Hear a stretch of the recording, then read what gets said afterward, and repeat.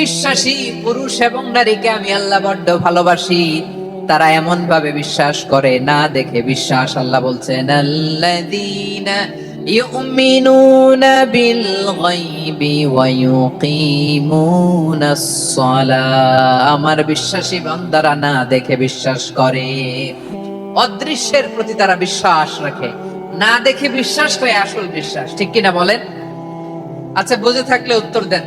আমার হাতে 3টা চকলেট নিয়ে যদি আমি বলি এই যে আমার হাতে চকলেট, তুমি বিশ্বাস করো? আপনি তো বলবেন করি, কারণ চকলেট তো দেখা যায়। বিশ্বাস না করে যাবেন কই? কিন্তু আপনার না দেখায়া 3টা চকলেট এরকম মুষ্টিবদ্ধ করে পিছনের দিকে নিয়ে যদি বলি বন্ধু আমার পিছনে ডান হাতের মুঠায় কিন্তু 3টা চকলেট আছে, বিশ্বাস করো? ও না দেখেও যদি বলে বন্ধু তুই যেহেতু বলছিস বিশ্বাস করি, যদি করে এটাই আসল বিশ্বাস। না দেখে বিশ্বাস করাটাই আসল বিশ্বাস। চিৎকার করে বলেন ঠিক কি না? এজন্য আল্লাহ বললেন না দেখে বিশ্বাস হলো আসল বিশ্বাস। অদৃশ্যের প্রতি বিশ্বাসকে বলে প্রকৃত বিশ্বাস। আল্লাযীনা ইউমিনুনা বিল গায়ব, আমার বান্দারা না দেখে আমি আল্লাহর উপর বিশ্বাস করে। এবার বিশ্বনবী বললেন 6টি মৌলিক কর্মসূচির সারমর্মের নাম যেমনি হলো ইসলাম, ঠিক তেমনি 6টি মৌলিক বিশ্বাসের বিষয়ের উপর ঈমান আনার নাম হলো বিশ্বাস। সুবহানাল্লাহ বলেন। 6টা মৌলিক বিষয়ের উপর যদি আপনি বিশ্বাস রাখেন এটা হচ্ছে ঈমান। সেটা কি? সাইয়েদনা জিবরাইল বললেন ইয়া মুহাম্মদ আখবিরনি মাল ঈমান। ঈমান কারে বলে বলো। আল্লাহর নবী বললেন আন তুমিনা বিল্লাহ, আল্লাহর উপর ঈমান আনবা।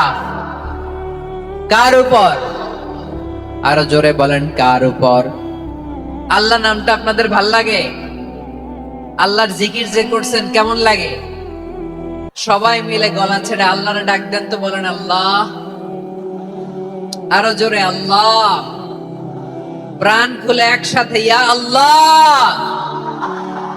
আল্লাহ নাম যতই জপি ততই মধুর লাগে, নামে এত মধু থাকে কে জানি তো আগে। আল্লাহ নাম যতই জপি, ও নাম জপে প্রিয়তম, ও নাম জপে মজনু সম, ওই নামে পাপিয়া গাহে হৃদয় গোলাপে বাগে। আল্লাহ নাম যতই জপি। সুবহানাল্লাহ বলেন। আল্লাহর নাম এত মধুমাখা নাম, এত জাদুমাখা নাম। সব নবীরা এই নামের জিকির করেছেন, সব আল্লাহর ওলিরা এই নামটি জপেছেন। এজন্য এই নাম জপলে হৃদয় শান্ত করে দেয় কে? এজন্য আওয়াজ করে আল্লাহরে আবার ডেকে বলেন ইয়া আল্লাহ। বিশ্বনবী বললেন ঈমান মানে আন তুমিনা বিল্লাহ, আল্লাহর উপর ঈমান আনবা, ওয়া মালাইকাতিহি, ফেরেশতাদের উপর ঈমান আনবা, ওয়া কুতুবিহি, আল্লাহর পাঠানো কিতাবের উপর ঈমান আনবা, ওয়া রুসুলিহি, রাসূলের উপর ঈমান আনবা, ওয়াল ইয়াউমিল আখিরি, শেষ বিচারের প্রতি ঈমান আনবা, ওয়া তুমিনা বিল কদরি খাইরিহি ওয়া শাররিহি, আল্লাহর দেয়া তাকদীরের উপর ঈমান আনবা। ঠিক কিনা বলেন? তাহলে এই 6টা মৌলিক বিষয়ের উপর বিশ্বাসকে বলে ঈমান। আল্লাহ ওই ঈমানদারদেরকে পছন্দ করে যাদের ঈমান এরকম মজবুত। আল্লাহ বললেন ওয়াল মুমিনিনা ওয়াল মুমিনাতি, ঈমানদার পুরুষ এবং নারীরাও আমার কাছে বড্ড প্রিয়। তাহলে আমার প্রিয় ভাইরা, ইসলাম যেমনি বুঝেছেন সারেন্ডার, ঈমান মানে হচ্ছে বিশ্বাস, বিশ্বাসের স্বীকৃতি। এই বিশ্বাস না থাকলে ওই মানুষের কোনো দাম নাই। ঈমান ছাড়া নেক আমলের কোনো দাম নাই। ঈমান হলো সংখ্যার মতো, নেক আমল হলো শূন্যের মতো। বুঝে থাকলে উত্তর দেন। ঈমান কিসের মতো? কথা বলে না, বুঝে নাই বোধহয়। ঈমান কিসের মতো? সংখ্যা। আর নেক আমল শূন্য। আচ্ছা, আপনি ঈমান আনেন না, ঈমান ছাড়া খালি নেক আমল, তাহাজ্জুদ, নামাজ, রোজা, জিকির, আজকার, এক এক ইবাদতের কারণে খালি শূন্য পাইতেছেন। শূন্য পেতে পেতে পেতে পেতে হাজারটা শূন্য। এটার কোনো দাম আছে? কথা কয় না, দাম আছে? কিন্তু আপনি ঈমান আনার পর একটা সংখ্যা পেয়ে গেলেন, এক। এবার নেক আমল করলেই একের পাশে শূন্য বসে গেলে কত হয়? 10। এবার আবার দান করলেন, আরেকটা শূন্য পাইছেন, কত হইছে? এবার আল্লাহর কোরআনের তেলাওয়াত করলেন, আরেক শূন্য কত হইছে? এবার জিকির করলেন, আরেক শূন্য কত হইছে? আবার ভালো কাজ করলেন, আরেক শূন্য কত হইছে? এখন যত সৎকর্ম নেক আমল করেন, শূন্য যত বাড়ে, এটার দাম আছে না নাই? এজন্য আমার প্রিয় ভাইয়েরা, ইমানের দাম সবচেয়ে বেশি। ইমান হলো সফলতার মাপকাঠি। টাকা যার বেশি সে সফল নয়, এই সমাজে দাপট যার বেশি সে সফল নয়, এই সমাজে খ্যাতি যার বেশি সে সফল নয়, যার হৃদয় ঈমান আছে, বিশ্বাস আছে, সেই সফল। ঠিক কি না? এজন্য রব্বুল আলামিন বলেন, قد أفلح المؤمنون الذين هم في صلاتهم خاشعون। সফল হয়েছে তারা, ঈমান এনেছে যারা। আমার প্রিয় ময়মনসিংহবাসী, এইখান থেকে ধাক্কা আসতে আসতে মাঝখানে অন্য কেউ শুনতে দিচ্ছেন না, নিজেও শুনতেছেন না, রোজাদারদের কষ্টের কারণ হইতেছেন। কি হইল তাইলে বলেন? বলেন, ময়মনসিংহের জেনজি এরকম করলে হবে? এটা তো জানি আমরা, লোক হয়ে গেছে বেশি, ধারণ ক্ষমতার চেয়ে লোক বেশি। এটা তো আপনারা দেখে আসতেছেন, কত প্ল্যান প্রোগ্রাম করে পুরো বিভাগীয় পুলিশ কমিশনার, পুলিশের এসপি, ডিসি মহোদয়, সব থানার ওসি, সব বাহিনী, অল প্রোটোকলস, সব দলের রাজনৈতিক নেতৃবৃন্দ একসাথে হয়ে, all force are working together to completely and the program successfully. তো ওনারা মাসের পর মাস কষ্ট করে এরকম আয়োজন করবেন, আর আপনারা কয়েকশো মানুষ ধাক্কা ধাক্কি করে বিশৃঙ্খলা করে এটা কি করলেন? হ্যাঁ, আর যে পয়েন্টগুলো আছে এগুলোকে আমি শেষ করব না শেষ করে দিব? হ্যাঁ, শান্ত হন, শান্ত হন, শান্ত হন। বিভিন্ন মহাসমাবেশে তো আমরা দাঁড়ায় দাঁড়াই কথা শুনি, কি বলেন? জায়গা পাওয়া যায় তো দাঁড়িয়ে শুনেন না, কান দিয়ে খেয়াল করে শুনেন। আমি 10 থেকে 0 গুনবো, 0, 10 থেকে 0। যদি আওয়াজ হয় বিদায়, আর শান্ত হইলে কথা চলবে। 10, 9, 8। কেউ কাউকে থামেন, চুপ করেন বলা দরকার নাই, নিজে চুপ হন, এই যে এইভাবে। 8, 7, 6, 5, 4, 3, 2, 1, 0। আমার প্রিয় ভাইয়েরা, এই ঈমান হলো সফলতার মাপকাঠি। এই ঈমান হলো বিজয়ের পূর্ব শর্ত। ইসলামের বিজয় আমরা বাংলাদেশে চাই কি চাই না? আওয়াজ করে বলেন। রব্বুল আলামিন বলেন, ওয়ালা তাহিনু ওয়ালা তাহজানু ওয়া আনতুমুল আ'লাউনা ইন কুনতুম মুমিনিন। তোমরা চিন্তিত হয়ো না, ভেঙে পড়ো না, হতাশ হয়ো না, চিন্তিত হয়ো না, তোমাদেরই বিজয় হবে যদি তোমরা মুমিন হও। ঠিক কিনা বলেন? আপনারা কি অত্যাচার, আযাব, জুলুম দেখে ভয় পান? হ্যাঁ, নবীদের উপর অত্যাচার ছিল কি ছিল না? সাহাবাদের উপর ছিল কি ছিল না?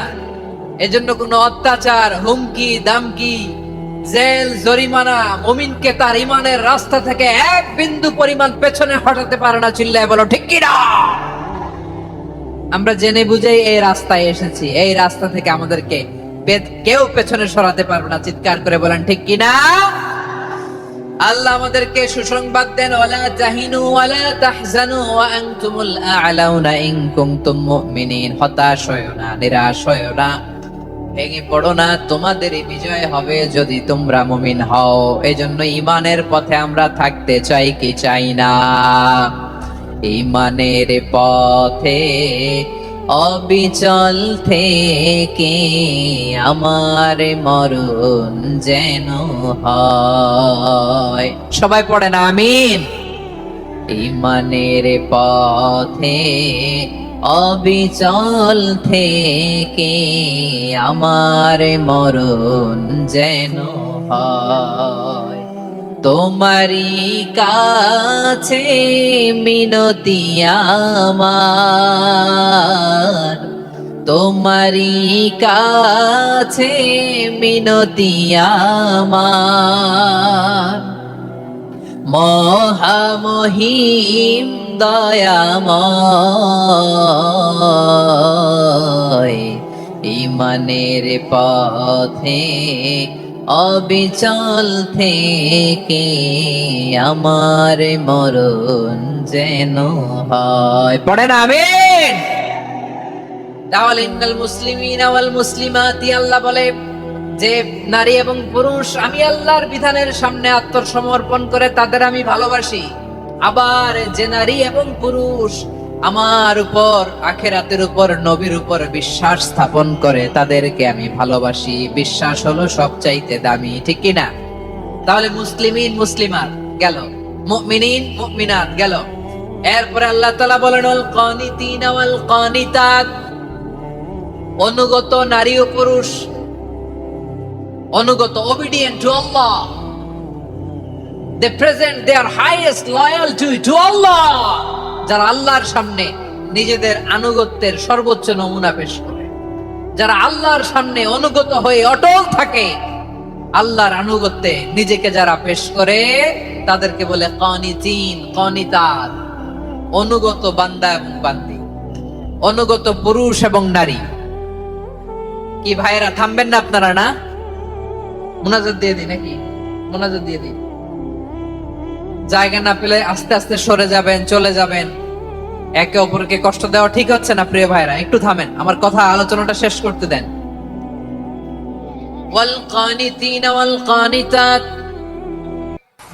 অনুগত বান্দা বান্দীদেরকে আল্লাহ বড় ভালোবাসেন। আল্লাহ বলেন হাফিজু আলাস সালাওয়াতি ওয়াস সালাতিল ওয়াসতা ওয়া কুমু লিল্লাহি কানিতিন, তোমরা নামাজগুলোকে যত্নের সাথে আদায় করো, বিশেষ করে মধ্যম নামাজ, আসরের নামাজ।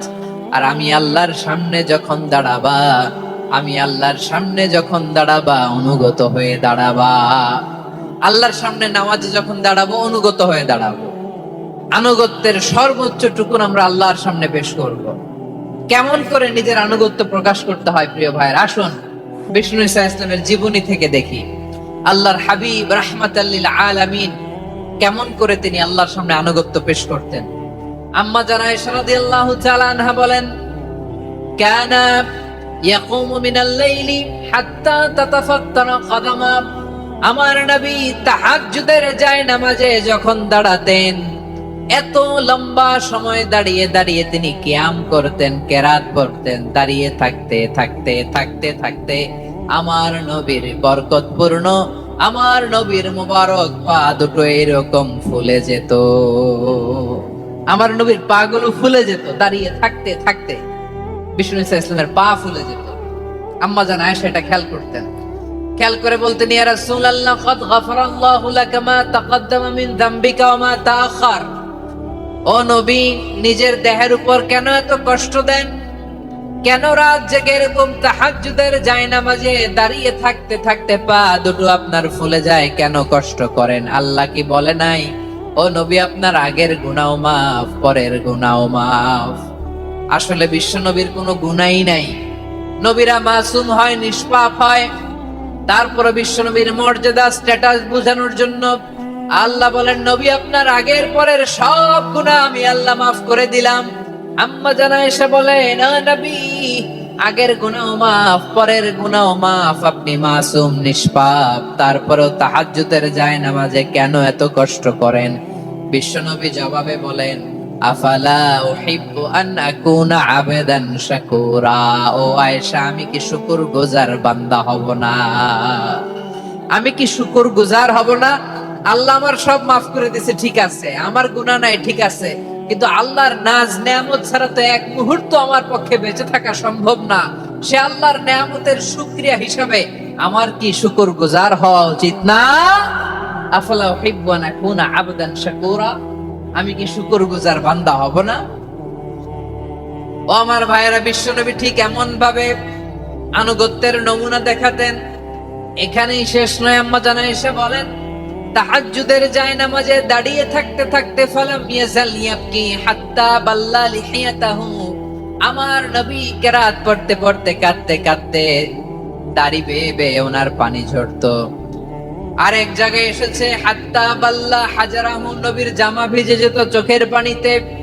অন্য বর্ণনায় এসেছে হাত্তা বাল্লাল আরদা, সিজদায় লুটিয়ে পড়ে যখন বিশ্বনবী কান্না করতেন, বিশ্বনবীর চোখের পানি দিয়ে জমিন ভিজিয়ে যেত, জমিন ভিজিয়ে দিতেন। কি আনুগত্য, কি আনুগত্য! এরপরে নামাজ শেষে দোয়ার মধ্যে বিশ্বনবী বলতেন আল্লাহুম্মা ইন্নী আবদুক, ও আমার আল্লাহ আমি আপনার দাস, ওয়াবনু আবদিক, দাসের ঘরের দাস, ওয়াবনু আমাতিক, দাসীর ঘরের দাস। সুবহানাল্লাহ, কি বিনয়! দোয়াতে বলতেন আল্লাহ আমি আপনার দাস, দাসের ঘরের দাস মানে আমার বাবা আব্দুল্লাহ আপনার দাস, দাসীর ঘরের দাস মানে আমার মা আমিনা আপনার দাস। সুবহানাল্লাহ। নাসিয়াতি বিয়াদিক, আমার মাথার চুলের ঝুঁটি আপনার হাতের মুঠোয়, আপনি যেখানে টানেন ওইখানে আমি যেতে বাধ্য। আপনি আমার চুল ধরে ডানে টান দিলে আমি ডানে যাই, বায়ে টান দিলে আমি বায়ে যাই, আমার কোনো ক্ষমতা নাই, সব ক্ষমতা আপনার। দেখেন, যেই নবীর কোনো গুনাহ নাই উনি দোয়ার সময় বলতেন আল্লাহ আমি আপনার দাস, দাসের ঘরের দাস, দাসীর ঘরের দাস, আমার মাথার চুলের ঝুঁটি আপনার হাতের কবজার ভিতরে, এদিকে টান দিলে আমি এদিকে যেতে বাধ্য, ওদিকে টান দিলে ওদিকে যেতে বাধ্য। যেই নবী নিষ্পাপ, কোনো গুনাহ নাই, কাঁদতে কাঁদতে দাড়ি ভিজায় ফেলতেন, জামা ভিজায় ফেলতেন, সিজদায় পড়ে জমিন ভিজায় ফেলতেন। পড়েন সুবহানাল্লাহ। তাহলে আমাদেরকে কেমন অনুগত হওয়া উচিত? আমাদের তো গুনাহ নাই নাকি? বিশ্বনবীর যেমনি গুনাহ নাই, আমাদের তো গুনাহ নাই না? গুনাহ টুনা আছে আপনাদের? হ্যাঁ, যে বিশৃঙ্খলা করতেছেন গুনাহ তো নাই আপনাদের? হ্যাঁ, গুনাহ আছে আমাদের? গুনাহ নাই কার? দেখে হাত তোলেন তো, যে হুজুর আমি কোনোদিন কোনো পাপ করি নাই, নিষ্পাপ, বেগুনা, মাসুম, জান্নাত থেকে পালায় আসছি। জান্নাত থেকে পালায় আসছেন এরকম কে আছেন দেখি তো? আছে এরকম কেউ? আছে? নাই। আমরা সবাই পাপী, আমাদের পাপের কোনো শেষ নাই। আওয়াজ করে বলেন ঠিক কিনা? তাহলে আসুন আমরা বিশ্বনবীর মতো অনুগত হই, অনুগত হয়ে আল্লাহর কাছে চাই। এই যে আল কানিতিনা ওয়াল কানিতাতি, মানে অনুগত বান্দা এবং বান্দি। আমরা দোয়ায় কুনুত পড়ি না? কুনুত কোন নামাজে? কোন নামাজে? বিতরের নামাজে কি দোয়া পড়ি? দোয়ায়ে কুনুত। এই কুনুত থেকে ওয়াল কানিতিনা ওয়াল কানিতাত, তাফসীর বুঝে নেন। কুনুত থেকে কানিতিনা ওয়াল কানিতাত।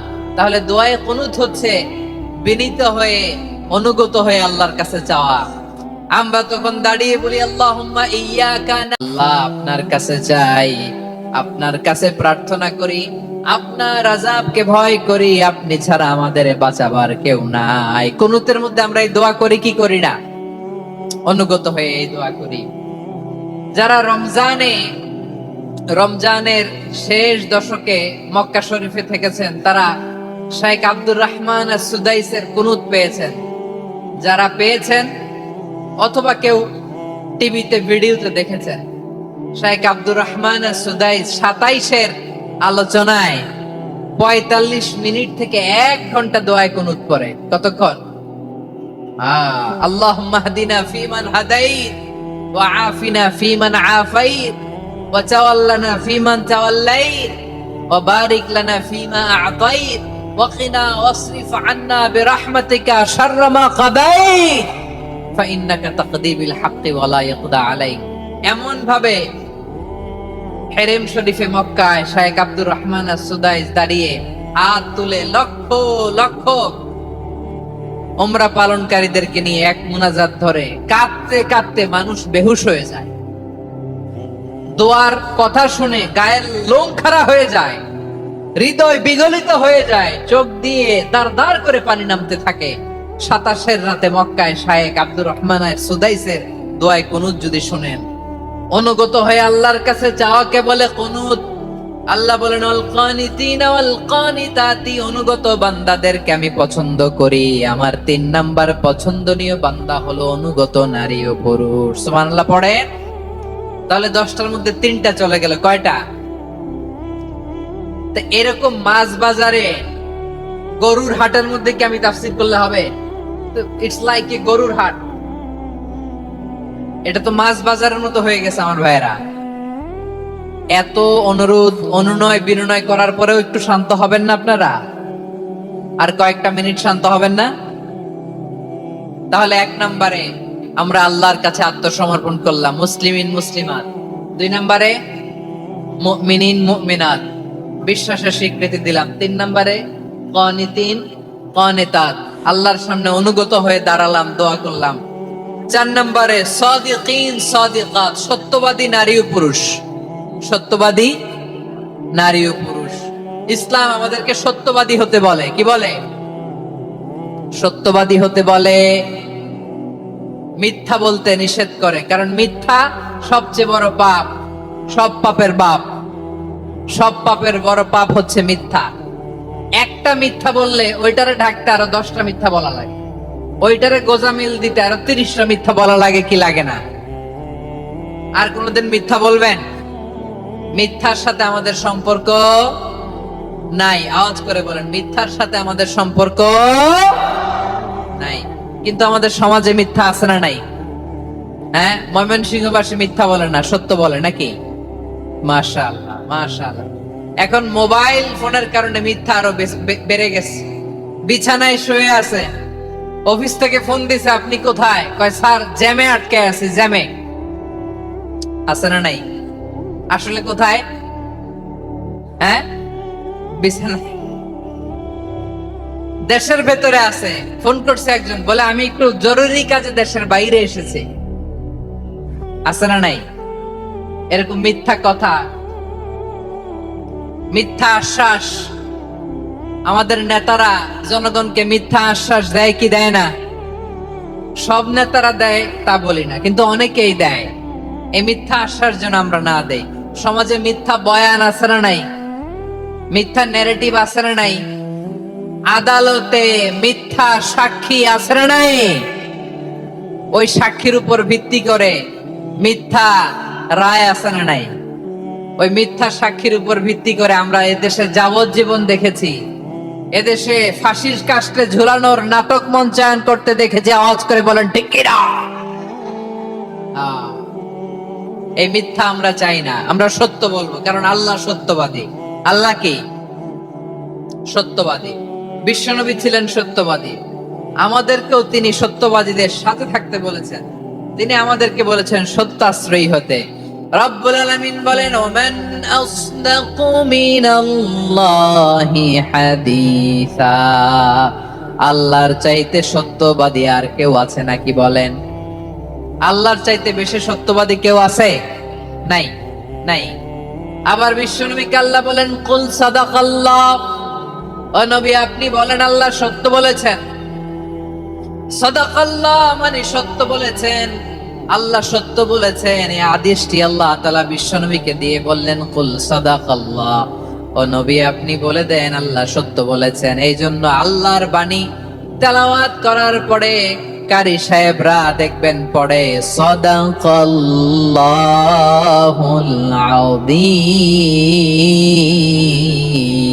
আযীম। কোরআন তেলাওয়াতের পরে কারি সাহেবরা বলে না সাদাকাল্লাহুল আযীম। এর কারণ আল্লাহ তাআলা কোরআনেই বলেছেন কুল সাদাকাল্লাহ, হে নবী আপনি বলুন আল্লাহ সত্য বলেছেন।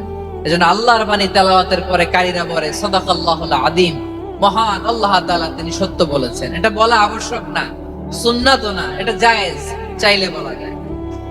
তার মানে আল্লাহ তাআলা সত্যবাদী, আমার নবীও ছিলেন সত্যবাদী, আল্লাহর হাবিব ছিলেন as-সাদিকাল আমিন, সত্যবাদী আমানতদার। আমার নবীর চাইতে বেশি আমানতদার মক্কায় কেউ ছিল না, আল্লাহর হাবিবের চাইতে বেশি আমানতদার কেউ ছিল না, তার চাইতে সত্যবাদী কেউ ছিল না। আমার নবী ওনার গোটা জিন্দেগিতে একটা মিথ্যাও বলে নাই। সুবহানাল্লাহ পড়েন। আল্লাহর হাবিব রাহমাতাল লিল আলামিন উনি জিন্দেগিতে কখনো একটা মিথ্যা বলেছেন? কথা কি শুনতেছেন? হ্যাঁ শুনতেছেন? আল্লাহর নবী জীবনে কোনোদিন মিথ্যা বলছেন? না, বলেন নাই। যখন আকাশ থেকে আয়াত নাজিল হলো, আনজির আশিরাতাকাল আকরাবিন, ও নবী আপনি নিকটাত্মীয়দের সতর্ক করেন, দাওয়াত দেন। আল্লাহর নবী সাফা পাহাড়ের চূড়ায় চলে গেলেন, ডাক দিলেন, সবাই রে বললেন, ও আমার জ্ঞাতি গোষ্ঠীর লোকেরা, আমি যদি বলি এই পাহাড়ের পেছনে একদল ঘোর সওয়ার